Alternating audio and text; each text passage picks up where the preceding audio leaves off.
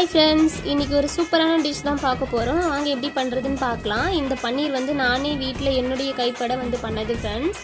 இதை வச்சு தான் பன்னீர் 65 எப்படி பண்ணுறதுன்னு பார்க்க போகிறோம். அதுக்கு தேவையானது கார்ன்ஃப்ளவர் மாவு, கபாப் மசாலா பவுடர், கொஞ்சமாக தனி மிளகாய் தூள், கொஞ்சமாக மல்லித்தூள், கொஞ்சம் சால்ட்டு ஃப்ரெண்ட்ஸ். இதை அந்த பன்னீரில் மிக்ஸ் பண்ணி ஒரு 10 நிமிஷத்துலேருந்து ஒரு 1/4 மணி நேரம் ஊற வச்சுக்கோங்க. எந்த அளவுக்கு ஊறுதோ அந்த அளவுக்கு அந்த மசாலாலாம் அந்த பன்னீரில் இறங்கி கொஞ்சம் டேஸ்ட்டு நல்லாயிருக்கும் ஃப்ரெண்ட்ஸ். இப்போ 10 நிமிஷம் ஊறிடுச்சு.